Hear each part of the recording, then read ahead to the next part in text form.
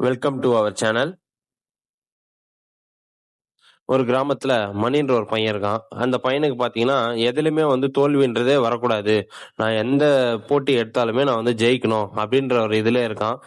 அதாவது எந்த கேம் எடுத்தாலுமே இப்போ ஓட்டப்பந்தயமோ, மல்யுத்தமோ, கிரிக்கெட்டோ எந்த விளையாட்டு எடுத்தாலுமே அந்த தோல்வின்றதே அவனுக்கு வரக்கூடாது. அப்படி தோல்வி வந்தா அது ஒரு அவமானம் அப்படின்னு சொல்லி நினைச்சிட்டு இருக்கான்.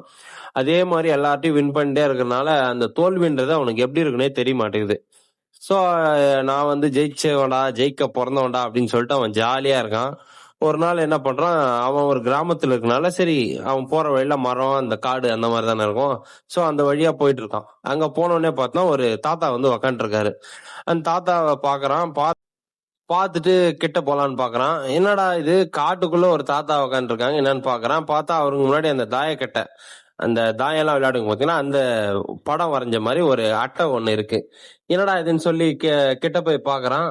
என்ன தாத்தா இங்க இருக்க அப்படின்ட்டு, என் கூட மோதி பாக்குறியாடா அப்படின்னு அந்த தாத்தா கேக்குறாரு.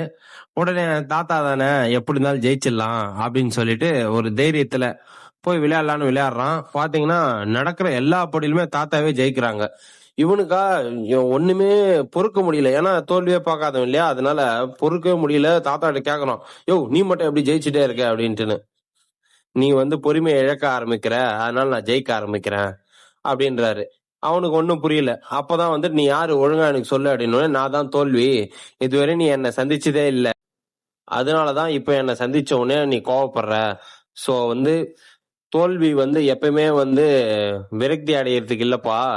நீ ஜெயிச்சுனா உலகத்துக்கு ஒண்ணு தெரியும், நீ தோத்து போனாதான் உனக்கு யாருன்னே தெரியும். அதனால தோல்வி பார்த்து எப்பயுமே கவலைப்படாத, தோல்வியும் வெற்றிக்கு வழிதான் அப்படின்றத புரிஞ்சுக்கோ அப்படின்னு சொன்ன உடனே சரி ஓகே அப்படின்னு சொல்லி அவன் அதுக்கப்புறம் நடக்கிற எல்லா போட்டியிலயும் தோல்வி வந்தாலும் வெற்றி வந்தாலும் எல்லாத்தையும் அமைதியா இருந்து தோல்விக்கு தான் வெற்றிக்கு வழின்னு சொல்லி அவன் கத்துக்க ஆரம்பிச்சான். அதே மாதிரிதான் நம்ம செய்யற தொழிலையோ, நம்ம செய்யற விஷயத்திலயோ தோல்வி வந்தா உடனே நமக்கு இதுதான் அப்படின்னு சொல்லி ஒரு முடிவா எடுத்துக்காம, இதுதான் நம்ம வெற்றிகரமா செயல்படுறதுக்கான தொடக்கம் அப்படின்னு நினைச்சீங்கன்னு நீங்களும் செயல்படுங்க, வெற்றி பெறுங்க. நன்றி, வணக்கம். இந்த வீடியோ பிடிச்சிருந்தா கமெண்ட் பண்ணுங்க, லைக் பண்ணுங்க, ஷேர் பண்ணுங்க, சப்ஸ்கிரைப் பண்ணுங்க. பாய்.